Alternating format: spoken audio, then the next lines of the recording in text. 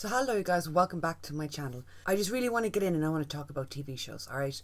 I put up a TikTok recently saying let's bring back longer format TV shows. Let's bring back longer seasons, longer episodes. That maybe it's a hot take, but I'm so tired of this formula that they have now for shows. And I got a comment because, of course, you always get the one that was like, does anyone else agree with my incredibly popular take? And it got me thinking, because I was going through the comments on that TikTok and it was like, no, not everybody agreed. There was a lot of people that were against it, so I just want to get into it and I wanted to talk about shows and the modern day rollout and the modern day formula for TV shows as opposed to like 90s and early 90s shows. If you've been watching me for a while, you know that my whole thing is TV shows here on YouTube. I love the telly. I love yelling at the telly, I love watching the telly, I love crying at the telly. I'm not a critic or in any way qualified to critique TV shows, obviously, look at my t-shirt. But I feel like I've watched enough TV for long enough and I've been with enough shows throughout arcs to know a little bit of something. I want to talk about the modern TV sphere, right? TV shows in 2025. Because it's so fascinating watching how things have changed compared to even back in the 2010s as opposed to the 2000s as opposed to the 90s. I don't remember watching telly in the 90s. I wasn't doing much in the 90s except for shitting myself and napping, I guess. But I remember the first TV show I ever got obsessed with was Prison Break. Oh, sweet Jesus. I was far too young to be watching that show. I did not understand half of it, and my mum used to cover my eyes for the scenes that were inappropriate for me to watch. But I remember being seated in front of that TV, I think it was a Wednesday night at 7 o'clock, to watch the next episode of Prison Break. We got into it as episode 3 was airing, and we followed it right to the bitter end. I love that show, but it's one of my first examples of becoming obsessed with a TV show. If I compare my love for that show and how I felt back then to my love for a more modern show, like Squid Game, which I just finished watching, blew me away. It's so different. The formula of how episodes were presented, the pacing, the episode lengths, everything about it was so different because streaming has changed a lot of how people digest shows, how people take in shows. The rollout can affect a show's performance and how long it stays with the viewer mentally. But I was thinking about that and it got me thinking about the Eras tour.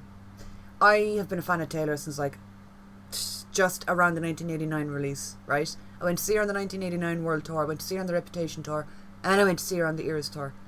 I love this woman more than my own life. But I remember when the Eras Tour, when the tickets went on sale, it was a bloodbath for these tickets. And I remember thinking what invisible forces am I fighting trying to get a ticket? Because none of you bitches were here for 1989 or Reputation. And it's very similar with TV shows. The one thing that will drag people to TV shows and make them watch shows more than most is FOMO. The fear of missing out. You have a fear of not getting what people are talking about, of not being in the know, of not being in the loop. FOMO. So I want to talk about TV shows and some of the main topics that I think impact shows. I want to touch on some shows that I like and some examples of things. So brace yourself, okay? And I have so much to say that I have things sectioned to try and keep me on topic because I am just like a wandering dandelion in the wind. A thought takes me and off we go into the air together. So I cover a lot of TV shows on YouTube here. We've done shows like Doctor Who. We've done shows like The Last of Us. We did Squid Game. I started off here with Walking Dead. All the Walking Dead universe. The main show, all of the spin-offs. The Walking Dead is my absolute favourite place to just go off and get lost in. Bit demented that that's my comfort show, given the fact that it's all about zombies and death. And I'm not ashamed to say I fall asleep to that show most nights. I'm not ashamed, but a bit concerned. And because of the style of show that I love, I go to a lot of conventions. I've gone to Walking Dead conventions. I do Dublin Comic Con a lot. I've done London Comic Con. I've done Liverpool Comic Con. I did Crossroads, which is a supernatural themed convention last year. And one thing I've noticed is that if you're dealing particularly with older shows, so shows like Supernatural or The Walking Dead, or if you go older again, you're talking Star Trek, you're talking Buffy, a lot of those older shows have such a built-in, lived-in audience that just adore the show to this day, that the cast and crew usually still love the show and go to conventions and do photo ops and do signings and do panels about the show, about their characters, all these years after the show has ended. It's really hard to think about a show, like a modern show, that's gripped the world in such a way and has held it and has managed to hold on to it. Now again, that's kind of hard to judge because we haven't lived with any of these new shows long enough to see if they stand the test of time.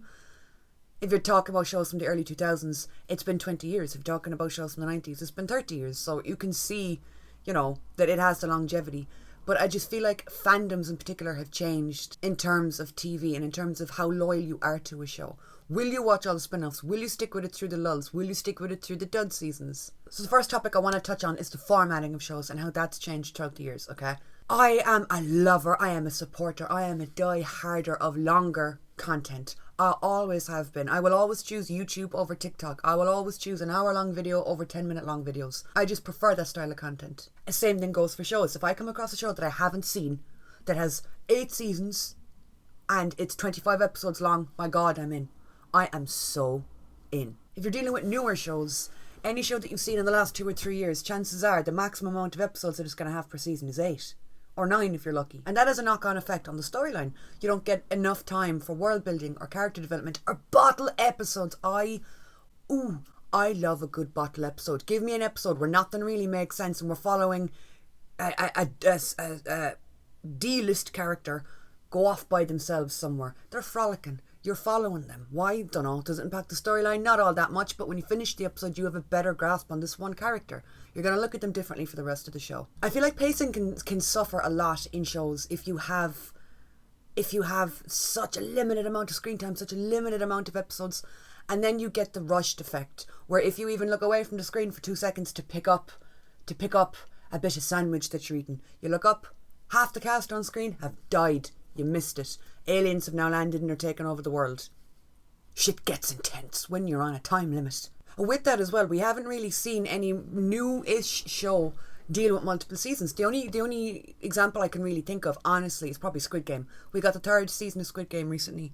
And even at that, I saw people complaining about season 3, saying that it was the same thing, that it was a rehash of certain storylines, that it was just, oh, well, we saw this in season 1 and 2. And it's like, what? It's Squid Game. What did you expect to happen in season 3 of Squid Game? The playing of Squid Game is going to happen in a season of Squid Game. I mean, unless you want to play like, what's the opposite of Squid Game? Squid is a sea creature, so we'll go land. Pigeon tasks. Came into season 3 of Squid Game expecting pigeon tasks. Why have you not furthered the storyline? Hang on, it's getting warm. I gotta turn this fan on. Let me tell you, if you find a season 2 or 3 of a show too drawn out or too boring, you would not have existed in the trenches that I have crawled through. I'm talking shows that are 13 seasons long. So it can have anywhere between 14 to 20 episodes per season. Sometimes you start a show for a particular character and you have to go half a season before even catching a sniff of them, because they've gone off on a different storyline and there is not time. We will circle back around to them hopefully at the end of the season. Here's 4 bottle episodes back to back and you're like, okay. So which shows like Supernatural, which shows like Buffy, which shows that are slightly older like that, you are dealing with more episodes, longer seasons, and gaps in between seasons that don't take 2 years. I feel like that's something that's having a huge impact on audiences and their attention span when it comes to shows as well. If you're going to leave 2 years, 3 years in between seasons of a show, you're going to lose a lot of your audience. You're going to lose a lot of the passion that freaks like me have for a project. Now that being said, I'm a very particular type of freak. I'm a very particular flavour of crazy. If I love a show, I'm in it for life. I've been watching Supernatural for like 15 years of my life, and you know what? I'm contemplating starting another rewatch again. But if you're talking about go back 10 years in terms of shows, you had things like Breaking Bad on air, you had things like Walking Dead on air, and these shows were a 1 episode per week project. So you kind of had to commit to the bit to watch the show. You couldn't just binge watch. So it felt like you spent longer with the show as well, because the time that you're spending watching it feels longer because you're waiting week per week. And that helped build a community. It helped build a fan base. It helped build a viewership. You're going to get talking to other people. What do you think is going to happen on next episode? Who do you think is going to get Lucille in the lineup if we're talking about something like The Walking Dead? It really helps you feel invested and bring you into it. And it held your attention span for longer, instead of where you put up 6 episodes all at once. Everybody's going to watch it in their own time, at their own pacing. You mightn't be able to watch 6 episodes in a day. You might only be able to watch 1 or 2. So then you're trying to talk to people about the show, but nobody's at the same pacing. Nobody's at the same episodes. So then after those first few days of the show dropping, the buzz is electric. Everyone's online talking about it, discussing it. But then it just dies off. I do love binge watching a show, but it doesn't have the same impact on a viewer that it would have if it was scheduled viewing, if it was 1 episode per week. I mean, when I was a kid, I remember if you wanted to watch a show, you had to be sitting in front of the telly. You had to be sitting in front of the TV, the TV guide up. In my later childhood years, they brought in the option that you could set a reminder on the TV that would remind you when something was starting. That was fucking revolutionary. I had reminders on for fucking everything. Used to wreck everyone's head. But now you're in the middle of bulk watching a show that's just dropped 6 episodes, and you see another show is about to drop a whole season next week. So then you're like, oh, I know what I'm watching next week. And then it's like, oh, the week after that, this other show is dropping, and they're dropping the whole season too. You know what you're watching the week after next. It feels like you're never really invested in what you're currently watching. And the virality of the thing that's currently popping off online, it's going to fizzle out after a few days. Now, Squid Game is one of those rare shows that managed to do that for 3 seasons in a row. Now, I do know one of them was only a few months ago. But like season 1 took the whole world by storm. But it managed to do it again with season 2, and it managed to do it again with season 3, which is quite unusual. It's a type of show that exists in this really weird new space that I've noticed, where no one really talks about it or discusses it or gets excited about it while it's off air. It's only talked about when it's viral, so when it's been released. I don't think a single person talked to me or brought up Squid Game in the gap between the last season and this season, but now it's all anyone's talking about because it only came out 3 or 4 days ago. But if you give it another week, do you know what I'm saying? I guess it's because audiences' attention spans have changed so dramatically with things like binge watching, with things like bulk dropping an entire show and having it on streaming. And the argument that a lot of people make, and I gotta agree with, is that there's so many options online. You have so many streaming services dropping countless shows each week. There's so much that your attention span as a viewer, it's always split. Which is a good thing and a bad thing, I suppose, because there's always something to watch. There's always something new coming out. But because of the nature of it, there's also the same like 10 actors in most projects that you're going to watch lately. That's not just with TV shows, that's with films too. Excuse the quality, I had to switch to my laptop because I was editing. I didn't even realise I watched both of these shows. Nicole Kidman is the lead in both. Both shows. The Perfect Couple and 9 Perfect Strangers. She's the lead in both, and they both came out around the same time as each other too. And I feel like that's a way of trying to capture the audience's attention as well. They'll dangle someone pretty in front of you and be like, hey, I like this person, don't you? Come watch our thing. And I'm like, sold. Listen, I'm easily led, but at least I know it.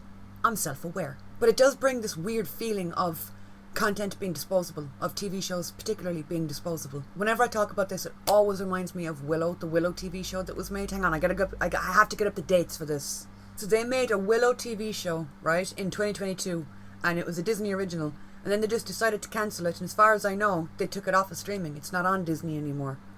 Which is such... Hang on, I need to proof check that. We're going to get up Disney here and see. Yep, it's not on Disney. The movie's there, the 1988 movie's there, but the show isn't there. And then that just brings the question of, okay, so then the only reason that you're making content is for virality, right? It's that you need the biggest numbers, you need the most amount of views, the most amount of streams, you need every household to be talking about it or watching it. It's understandable you need a show to perform well. But if it doesn't, you're just going to cancel it and remove it from streaming, so now it exists nowhere. All these people that worked on this project, the costume designers, the writers, the actors, the set dressers, the set designers, the editors, the cameramen, none of these people get to see their project. It's just gone. That's so weird. My Mandalorian doll just starts talking to me from across the room. He can sense I'm talking about Disney. Shh. And this weird new sense of like shows being disposable if they're not what the company had hoped that they would be is so weird and sad, because there's so many shows that I've adored that never made it past season 1 that I would finish the season and go, alright, when's season 2 out? Is it anytime soon, or is it already on streaming? And all I keep being hit with was cancelled due to ratings. And it's like, okay, I get that you want something to be profitable. You don't want to be putting out shite into the universe that like 3 people are watching in a corner going, woo, I love this. I get it. But some of the best shows you've never seen because they never made it past to season 1. And that brings it back to this whole idea of like the virality is more important than how viewers take something, I suppose. Because if you are chronically online, like some people, you know the shows that are shoved down people's throats. Most of that is marketing. If some things go viral organically, yeah, just because some people do like it. But it's getting harder and harder to tell what's popping off just because it's good and because people are buzzing to talk about it, and what's popping off because content creators or accounts or whatever have been paid to promote the show, to talk about the show, to make a TikTok with the show playing in the background, or to make a TikTok with the sound playing in their video. Because companies have now realised if something doesn't go viral, we should just fucking cancel it, which is crazy. Now that's just another form of advertising, and advertising's nothing new. It's been around since the beginning of time. I mean, for some reason they're still advertising toilet roll to people, and who in the love of fuck is not buying that? I don't know how people get into that like realm of content creation. I've never been paid to talk about a show. I've never had a show or a company pay me to talk about it. Oh my god, I've never been paid to do... I need to get into that. Psst, Disney. I take back everything I said 5 minutes ago. Baby. back to the idea of like virality and how the internet responds to something, yeah? Squid Game was in that weird bubble of like, it was viral, it was the biggest thing in the world, it was so well received, and then it's just kind of dormant between seasons. But that's not the only show that's fallen into that category. Shows like The White Lotus, Bridgerton, Stranger Things, these are all shows that have really huge fan bases while it's airing, captivates the entire world, and then people just don't care until the next season. Like, if you think of shows like Breaking Bad, if you think of shows like True Blood, if you think of shows like fucking Home and Away, these shows that aren't on, that aren't airing, that aren't doing much, they're still talked about, they're still brought up. Fucking Lost! We'll be talking about Lost in a minute. There's still shows that are brought up during discussions about TV shows, that they're still being started and rewatched by people now. But shows like The White Lotus, it's The White Lotus was so crazy because all I saw online was White Lotus. I was beat over the head with White Lotus. That fucking Piper now, Buddhism sound. I was opening my TikTok and just being met with this soundbite, and it made me want to fucking destroy my phone after like the 18th time in an hour. But I'm chronically online, so I knew what that was, and I watched the show because I buckled. I buckled into peer pressure, and I watched the fucking White Lotus because I think season 2 was airing when I started it, because it's all anybody was talking about. But the weird thing about shows like that is nobody in my everyday life watched it. No one in my real life watched it. If I talked to anybody in person, was like, have you seen The White Lotus? They were like, nah. Bridgerton and Stranger Things are another great example of shows that are like just absolute giants in themselves. They fall into that weird formatting of like they're viral when they're online, but then they just disappear for 2 years. They fuck off into the wilderness. They just go bye-bye now. Now, I will give Bridgerton the benefit of the doubt because they gave us Queen Charlotte, and I loved Queen Charlotte. Come on, 2 to 3 years. 2 to 3 years. 2 to 3 years between seasons. That's enough time to have like 3 babies, build a house, and fucking take a holiday backpacking through some kind of mountains. In the time since the last season of Bridgerton aired, Jonathan Bailey has done a stint in a play in London. Richard II, I saw it, it was incredible. I also got to meet him at that play, and oh my god, he's so beautiful. Wicked Part 1 was released last year. Wicked Part 2 is going to be released at the end of this year. You've Jurassic World coming out sometime this week. I don't know the air date yet, but my god, I'm going to be clawing my way to the cinema. But that's just him. That's just what he's done in the time since the last season of Bridgerton. And Stranger Things, don't even get me fucking started on it. Half the cast of Stranger Things are like married now with mortgages, and they're still coming back to season, what is it, 4? Season 5? Playing teenagers, just fucking traipsing around Hawkins in their like 25, 26-year-old bodies and their 16-year-old selves. And I understand that these things take time to work. I understand, especially when you're dealing with a cast of very popular, famous actors. You're kind of shooting yourself in the foot a little bit because you have a great cast, super poppin' actors, but then they get popular from that. And like I was talking about a minute ago, all the biggest projects in the world they're like sharing the same like 15 actors at the moment. So then scheduling becomes a problem. You can't get them for this because they're working on that. So it's like, it's kind of, you're running around in a revolving door of waiting for the next season, but my god, everything's working against you. And then you got to take into consideration things like, obviously the writer's strike had a huge impact on the TV industry, and obviously 2020 had a massive effect on TV shows as well, and how they're done and how they're produced and put out into the world. And these things are art, these shows are art, they take time, they take love, effort, blood, sweat and tears to make, I know. But like at the same time, 3 years between a season is just absolute balls to the wall insanity. Whatever way you try and swing it, the balls are swinging insanely into the wall like. So the next thing I want to talk about in terms of TV shows and how they're taken in by viewers differently in today's day and age. I've never felt more like a grandmother in my life in today's day and age. Is how the online sphere can influence and frame how you feel about a show or a character. So we talked about influencers promoting. We talked about how influencers can create viral moments, sounds, memes from a show, and it does impact. It does, because you'll see a meme go viral and you're like, who the fuck is this motherfucker? I keep seeing them everywhere. This is annoying me. Or what is that sound? I know that sound. Okay, if everyone's talking about it, I'm gonna watch it. Yes, mother, if all of my friends were jumping off a bridge, a bitch just might have to jump. I'd pack a parachute though, don't worry. And like that, it's getting harder to know what's like smart strategic marketing and what's just organic growth for a show. There's nothing wrong with trying to push a product out to more people. You want it to be found, you want it to be seen, you want it to be done well, so you can afford to make a season 2, so you can afford to pay good fucking writers. Because don't even get me started on AI, we're going to get into that in a minute. So of course you've got to promote your show, of course you have to promote your product. And the internet's probably the easiest and the best way to do it. I honestly think the time of billboards or putting your poster on a bus, that's kind of gone.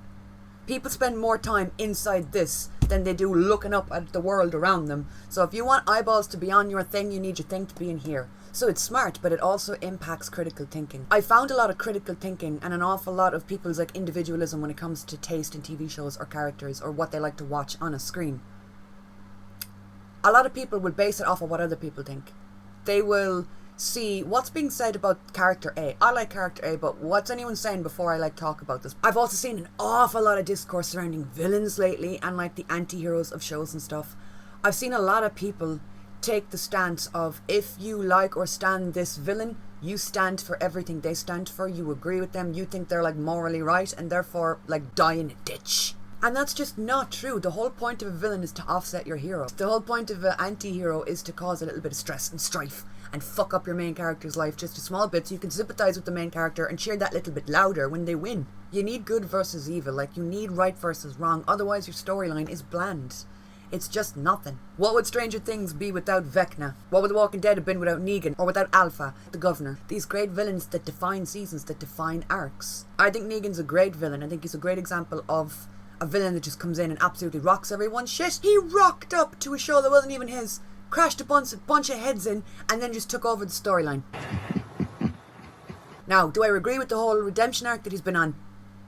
I don't think every character needs to be redeemed. That's my personal opinion. Some bitches should just be allowed to be bad and evil and that's it. They can have their reasoning for doing it, give us a bit of backstory, but let them be evil over there. It's just so interesting being in the content creator sphere side of things. Because when I do reaction videos, I always, to my detriment sometimes, I'm just honest. If I like something, if I don't like something, you're gonna know. One, you're gonna see it in my goddamn face before I say anything because I have no control over my eyebrows or my eyes and I just like, I don't have resting bitch face, I have resting like, ugh face. It's just, I didn't notice it till I started making content, so I started editing my own videos and then I was like, bitch, you've got to relax that face. But I remember when shows like The Acolyte were on air. I liked The Acolyte, okay? Disney, yeah, I know they're just pumping out projects, I'm aware of that. I'm so afraid they're gonna like hear me and come for me because this is like the second time I've mentioned them. A company that rhymes with Bisbee, like when they put The Acolyte out, I loved it. I really enjoyed it. I thought it was fun. The amount of comments I had in my comment section here on YouTube under my reactions being like, you're on the payroll, you're being paid, you're so fake, you're brainwashed by the money. Bitch, I wish I was. Do you think that Disney, that Bisbee would sponsor someone that looks or sounds like me? And then on the flip side, if you don't like a show, if you don't like a project or a character within a show that's super popular, you've no taste, you just don't understand. No, you don't understand the nuance. You don't get it. You need to watch a little bit longer. It's just so fascinating watching how other people's opinions on the internet becomes the given thing that you're supposed to fall in line with. And it's so fascinating watching when people do fall in line with it or when people don't, the response. Critical thinking is thrown around an awful lot, and being able to like break down or dissect dialogue or break down or dissect a scene, I feel like it's slipping. It's slipping because in a way people are over-analysing things and they're giving meaning and depth to scenes that it was never meant to be that deep. And then in the flip side, they're completely brushing past really important moments as like it's irrelevant, it's whatever. That was a filler episode. That was fucking trash. And I'm like, it's so fascinating to watch. Like for example, I also did reactions for Doctor Who because I love Doctor Who. And the amount of comments I had of people claiming it's too woke now, it's gone woke, go woke, go broke. It's Doctor fucking Who. Doctor Who has always been political. You're just getting that now. Media literacy is just, it's so all over the place at the moment. I don't know, is it a sci-fi genre? I don't know what it is, but if you're dealing with genres like that, like sci-fi, horror, that kind of, the fantasy element within, particularly TV show lands, these shows have always been political. These shows have always been forward-thinking. Always. I don't understand why suddenly you have this whole new like uptick in people having a problem with it and only noticing it now. It's like, I'm sorry babe, you didn't realise how to break down or analyse an episode, and somehow that just awoke with you within the last few years. But like shows like Star Trek had an entire episode. I'm doing a Star Trek watch through on Patreon because I'd never seen Star Trek, and I'm currently, oh god, I started at the original series and I'm currently halfway through Next Gen. I think there was a whole episode of Star Trek Next Gen where they deal with an androgynous race They don't give a shit about gender. And I was watching this episode like, when did this air? Another fascinating comment that I get a lot is, especially with long-running shows, so those shows that I was talking about that I really like that have been on air since like forever. You gotta deal with when a show goes past a certain season, people will just decide they don't like it because, oh, now it's popular, now it's really talked about, it's trash, it's shit, I don't like this. And then you get the, damn, the show's still on comments. Here we go with that critical thinking and being self-aware issue again, because people don't realise if you engage with content, it's going to push the content more in your algorithm. If you are seeing a video on TikTok, on Instagram, on YouTube, on fucking Twitter, whatever social media platform, and you engage with it, you click on it, you reply to it, the algorithm's going to go, oh, they're engaging with that, give them more of that. And even if you hate the thing, which you claim you do, I don't know why you're commenting on something that you don't like. It always baffled my tits, let me tell you. Come take a fucking walk with me, we're about to go on a tangent. It always baffled me when I used to get videos. I still get comments like this on videos, but like I don't really care as much and I don't pay as much attention no more. You get comments of like, how do you like this? How are you watching this? This show is trash. I stopped watching seasons ago.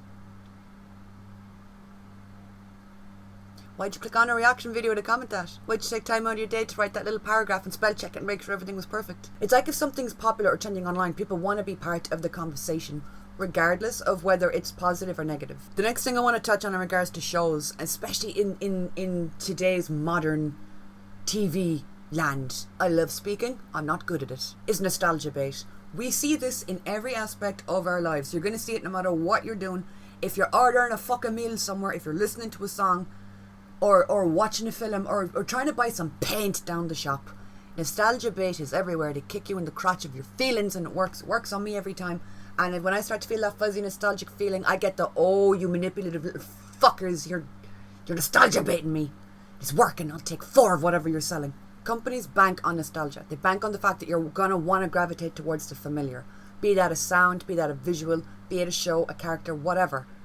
You're going to want to go to that. If you liked Looney Tunes, you're going to love Baby Looney Tunes. If you liked Rugrats, you're going to love Rugrats all grown up. Even as a kid, they were nostalgia baiting you. It's just how it is. Stranger Things is one of the most fascinating examples of this, because Stranger Things made a whole fucking generation of kids that never experienced the 80s, 70s, 80s, 90s, whatever decades we're looking at. Well, we're not in the 90s yet, are we? No, it's the 70s and 80s. It made a whole generation of kids nostalgic for time they never lived through, they never experienced. Something as simple as like, I think it was season 2 or 3 with the mall setting being the setting. I remember being a kid, even in the early 2000s, and going to the shopping centre it's what you did at the weekend. You went and you hung out with your friends. What did you do? You walked laps around the shopping centre. Why? You were broke and there was nothing else to do. But they made a whole new generation nostalgic for the 80s aesthetic of a mall. The soundtrack, that coming of age kids story that kid viewers at the time hadn't experienced yet of Stranger Things, watching this for the first time. That they hadn't seen Pretty in Pink, they hadn't seen The Breakfast Club, they hadn't seen E.T., they hadn't seen all these movies that were big during that time period, but yet the show made them feel nostalgic. And now when they see the 80s aesthetic somewhere, they're not nostalgic for the 80s, they're nostalgic for that feeling of when they first watched Stranger Things. Because I know season 1, when was season 1? Season 1 was like late 70s, wasn't it? We're googling. Oh, how is it 2 o'clock in the afternoon already? What have I been doing with my life? Oh, sweet Jesus, it was set in 83? Well then, fuck the 70s. Why did I think it was the 70s? Oh, it's because the 70s fashion lingered on for the beginning of the 80s. Happens in every decade. Alright, it's the 80s. You see it trickle into all other aspects as well. Nostalgia bait has been coming up in clothing as well. You see it a lot in clothes and things too. I've been seeing a lot of, just remembered Eddie Munson was on my titties. You see a lot of t-shirts of like Hannah Montana or Wizards of Waverly Place. And I'm like, they're trying to fucking nostalgia bait us. Again, it's working. Add to cart, but stop. Something else I want to kind of touch on. It's not really nostalgia baity, but it kind of is. Is this new trend of everything being a reference. Everything's a reference to something that's come before. So take away the fact that like franchises and being part of a universe, these big stories having spin-offs. You already have this going on. A lot of the big shows that are going on at the moment, they're either like a main show that's been going for a few seasons, or they're a spin-off of something or whatever, or the nostalgia baity thing is coming in. We've talked about all of that. You already have an opinion on something going in. But everything's a reference. They'll take a format of a show that's worked a bunch of times over. They'll take the blueprint of a character or a storyline and they'll just superimpose it onto something else. And it works. Again, this isn't anything new. This has been going on since forever. But younger generations don't always really grasp that or even see the reference because they weren't around when the thing it's referencing happened. Like something that really comes to mind, again, it's all art, it's not just TV shows, but I was just throwing it in there just as an example. Another one that really comes to mind is Sabrina Carpenter's newest photo shoot. It was the cover of her album that she changed. She changed it to a photo that's a reference of a Marilyn Monroe photo, and as soon as I saw the photo I was like, my god, that's a picture of Marilyn. I'm obsessed with Marilyn Monroe, have been since childhood. But the amount of people who didn't get that, didn't understand that, because, you know, they haven't seen this crazy obscure photo of her from however many years ago. And then I saw discourse online of people being like, everything's a reference to something else. All these new photo shoots, all these new aesthetics is just borrowing from what came before. And yeah, but is that not what art is? Being inspired and referencing what you love and things that have come before you, but also new ideas are needed now more than ever, I think. Yeah, going back to spin-offs, just because this came to mind, this crashed its way into my mind. You also have things being remade, which I guess comes into nostalgia bait as well, and we see it with TV shows probably more than anything. They will remake something that was popular into a show, or they'll remake a foreign language show into an English show. It's a big old circle, but the most recent one that I can think of is this new Harry Potter show that's going on. I adored Harry Potter as a child. Do I think there's a need for a new TV show? No. I am very much of the mindset of a new remake of anything. It can be great to bring in new audiences. It can reinvigorate the original works. Prime example of that being Interview with the Vampire. The show Interview with the Vampire is one of the most criminally underrated TV shows that gets lost in the discussion of TV. Criminally lost. It is one of the most beautiful pieces of art I've ever seen on the screen. But they'd put out this show and it drew me in. I had never touched an Anne Rice book. I now own every single one. Well, all of the ones in the Vampire Chronicles at least. All there. I ended up buying like 12, 13 books. I've read them all. I adore them. I fell in love with the writing. I fell in love with the stories. I still think that the show is better by a mile, by miles actually, by a football field and a half. That's just my opinion because I fell in love with the TV show characters first, but it opened me up to this world I have never experienced. Don't want to talk about the movie. I don't want to go there. Queen of the Damned. She gets a nice old pass from me. Interview with the Vampire, the movie. But I feel like that was something that it worked, right? Similarly, they remade the movie The Crow. Now, The Crow is my favourite film of all time, the original one. The original Crow from the 90s. I was so sceptical when I heard they were remaking it. I was sceptical when I watched the remake. I've rewatched it a bunch of times since then. I like it as a standalone movie. If you scrap the idea that it's anything got to do with The Crow, I like it. It's aesthetically pleasing. It's weird. It's gritty in a modern grit kind of way. They've modernised the characters, they've modernised the visuals. Whether that works for you or not is up to you, the viewer. But it brought a lot of people in to watch the original Crow that had never seen it the first time. People went back and wanted to watch what it was referencing. So referencing or remaking, it can be a good thing. But with things like Harry Potter, it's probably the biggest franchise in the world. You cannot find a single person that hasn't seen a movie or read one of the books. And I'm like, do we really need to be shoving that down people's throats again through a TV show format? And you could argue, well then you do you, don't watch it if you don't want to watch it. But it's like all of this money and effort and energy being pumped into producing a show that's already a well-established universe. I'm like, could we not have used that on some smaller idea shows? Some shows that maybe are something different from the same stuff that we've been seeing for the last 10 to 15 years. It's just so fascinating when you can follow a trend. You can see what's about to pop off in TV land. Like, think about it. The early 2000s was sitcoms. The 2010s was very much reality TV. And now, I feel like we were in the fantasy land. So you'd like Rings of Power, you had The Witcher, Walking Dead was massive, and Last of Us was huge. That's kind of horror fantasy, I guess, that they'd all fall under. It's just interesting the way you can watch the trend of what's popping and what's, you know, loved by audiences. But there's still so much out there that just doesn't get the funding, it doesn't get the go ahead or the green light or the companies behind it because it can't be heard over all 5 of the other projects that are dominating the fucking world. You know what I mean? So I just think it's fascinating when people say there's so much to watch, there's so much out there, because there is. But at the same time, how many of them succeed? How many of them get a second season or get talked about or get brought to conventions or, you know, get heard over the same 10 fucking projects that are being shoved down your throat year after year? I just think that with social media and with the rise of influencers, I mean, shit, why are you taking anything I say to heart or seriously at all? Make your own opinion. But I just think it's fascinating to watch how all of that has had a knock-on domino effect on how people consume media, on how people get attached to characters or take a dislike to characters instantly, Or, you know, if a show gets a season 2 or not depends on, did a sound go viral? Did someone do a dance to a scene? Did someone recreate, you know, a moment from a show? And if not, it gets lost and it breaks my fucking heart. Art is a very tough career path to follow at all, no matter what part of the arts you're in. And yeah, I would just suggest that you give some other shows a little bit of time and a little bit of your love, and don't listen to what people are saying just because someone's saying something's good. Yeah, go find out for yourself, but also do a little digging and find some hidden gems for you, because a lot of what you see online is marketing and is very strategically done, and some of the shows do wholeheartedly deserve it, and some of the shows are incredible, but you know, it's just sad that certain companies have the monopoly on what it is that's going to go viral next. And the last topic that I want to talk about before ending this video is how the end of a show can impact a show's legacy.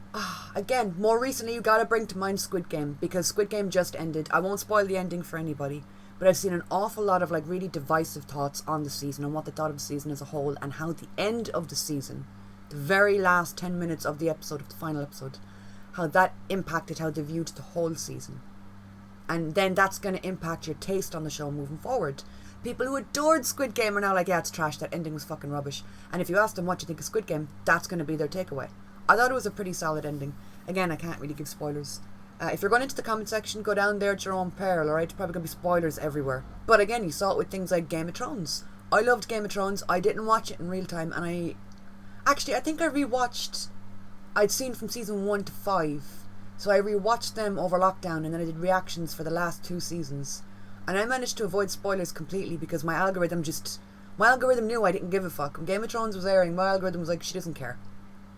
What was I into in 2020? I went back into my One Direction phase actually in 2020. So I'm pretty sure my algorithm was nothing but like Harry Styles edits from like 2014. I lived it the first time round, and 2020 just brought out that like teenager in me that was like, I need my boys. But the Game of Thrones ending got people really heated, and it tainted how a lot of people view the show in hindsight. Same goes for Lost. Lost has people, although to be fair, Lost lost people around the hatch. And I'm like, if you stopped watching Lost when the beautiful boy that is Desmond came into it, you are missing out. I love you, baby. And we touched briefly on AI and what that could mean for the future of TV as well, because it's getting harder and harder to decipher what's AI or not. My nana used to come to me and she'd be like, look at this, did you see this? And it's like a truck transforming on a highway into a fucking Autobot and blasting into space. And she's like, this happened in Kansas. And I'm like, okay, gonna hold your hand when I tell you this, honey. But lately, I can't even decipher what's AI or not. I can't even decipher what's real or not. It's getting harder and harder to tell. And with budget cuts, with things becoming so expensive, TV shows are an expensive thing. Trying to pay cast, crew, makeup artists, designers, costume designers, set designers, writers, directors, it's hard. It's a costly thing. You just know people are going to start getting AI in to write things for shows. And my stance on AI is a hard stance, and I don't give a damn. I don't give it, frankly, darling, I don't give a damn. Frankly, my dear, I don't give a damn. I know. Don't correct me in the comments. I don't think AI should belong in the artistic sphere. Alright? People say I use it to help me, I use it to give me ideas, and it's like, but then the idea didn't come from you. It was a prompt from a fucking bot. And then, you know, you gotta bring in AI art and like mock-ups and images and pictures and stuff that AI creates. And it's like, I created this using AI. You put a prompt into AI and AI created it. People have argued against and for AI for a while now. I just don't think it has a place in the artistic sphere. You're taking jobs away from real people. You're taking the human element and what makes you human. Storylines to tug at your heartstrings. And you're replacing it with robots. But it would result in faster turnarounds, lower quality content shows. We're already seeing elements of this already online. Not necessarily with shows, but with other things. And it worries me. I bring it back to one of my favourite episodes of TV of all time, and it's the premiere of Interview with the Vampire, season 1, episode 1, that end scene in the church where Louis and Lestat are at the altar together. Now again, a lot of the dialogue was taken from the book, yes, I understand that. But like, it came from people. It came from humans. Most rip out your heart and throw it at the screen and cry until your mascara is in your mouth kind of emotional episodes that only a person could have come up with. And the more I see about AI, the more I read about AI, the more I have it shoved down my throat. I'm getting nothing but AI ads on YouTube lately, and I'm like, do they think they're being slick? They're as slick as that transformer that was on the road I was talking about a minute ago on my nana's phone. It just scares me for what the future of TV could hold. And so to end it, I just want to bring it back to fandom spaces. Like I said, I created my YouTube channel because of The Walking Dead. I started off making reaction videos for The Walking Dead, and I still make videos for The Walking Dead. I do the spin-off shows because I love them. I love The Walking Dead universe. I'm someone who adores TV, and I just get lost in the worlds. I love it. I think it's one of the best forms of escapism. And I've met so many great people and friends through fandoms that I've been in, that I've walked through. I've gone to conventions and met up with people that I've never met in person, and that, like, we took care of each other throughout the weekends. We minded each other throughout the weekends. We hugged each other after crying after photo ops. There's a sense of community that comes with TV shows, especially long-running TV shows that have been with you for years. Supernatural, for example, for me is probably my favourite show of all time. I was in school when I started watching that. I started rewatching it again when I got my first job because I was nervous at night time before going into work the following morning. I rewatched it after having surgery. It was touch and go for me, I'm not gonna lie. I had a really scary health scare, and I rewatched Supernatural again when I came out. It was actually only Supernatural and SpongeBob was all I wanted to watch. Odd combination, I'm aware. 2020, restarted it again. I restarted it with my mom. She's a healthcare worker and things got very stressful for her. So I rewatched that whole show with her. She'd never seen it before. And I got to experience it kind of for the first time again through watching her. I went to a convention last year and I met a lot of the cast for the first time ever at Crossroads, which is a Supernatural convention. And I have to say, I was reduced to like a 14-year-old again. I felt like that kid I was when I started watching the show, that this fandom has been a part of my life for half my life now. And that I still care about it and I still love it as much as I did back then. Probably even more so now. I have tattoos. I have literal tattoos on my body for this TV show. That's my favourite one, even though you can never see it. It's blue with a hint of white and it says The Road So Far. Like, TV shows can become so ingrained in your person. And it's strange watching how TV shows are now. And seeing that, like, that longevity, that sense of community, that sense of fandom, it's getting more and more rare to find with new projects. Because it's hard for a project for a show to get up off the ground, to get the funding to make it past to season 1. So I just thought it was an interesting topic to talk about and to throw out to you guys and to see what you guys think. Also, my favourite season of Supernatural is season 4 and probably season 13. Jack walked into that show and stole my fucking heart. Jack Klein, the man that you are. Or, like, I guess I should say, you know, the Nephilim that you are. But yeah, those are just some of my thoughts on shows and how things are different now compared to how they were, and how so many different things can have an impact on whether you like something or don't like something. And it's funny how easily people can be swayed based on a think piece or based on a TikTok of someone saying that this show is trash and here's why. Now, sometimes, yes, of course, they're right. Just try and rely on, like, your own instincts and poking around and finding some little hidden gems, because I gotta tell you, they're out there. And it just makes me so sad that some of the best shows that you're ever going to see don't get a season 2, aren't part of a massive franchise, aren't a spin-off, or lucky enough to be connected to the same 4 universes that are dominating everything. You know, or maybe maybe the show can't afford to get one of the 10 actors that's been passed around. And because of that, they don't get enough people to tune in. And it's just sad. But yeah, that's my thoughts on that, lads. I want you guys to weigh in, let me know what you think down below. Do you have any hidden suggestion TVs? Do you have any hidden TVs around your house you can suggest to me? Do you have any shows that you'd like to share that maybe didn't get the love or the attention that they deserved? I shout from the rooftops about Interview with the Vampire every single chance I get. Let me know if one of your favourite shows was cancelled, because I've had to live through that more times than I can count. I have issues. I've trust fucking issues with TV shows because of the amount of times I've been let down by cancellations. But let me know what you think. Let me know if you enjoyed this style of video, and if so, I'll definitely make more like this in the future. And yeah, thank you guys so much for watching, for spending your time here with me today. And I will talk to you all soon.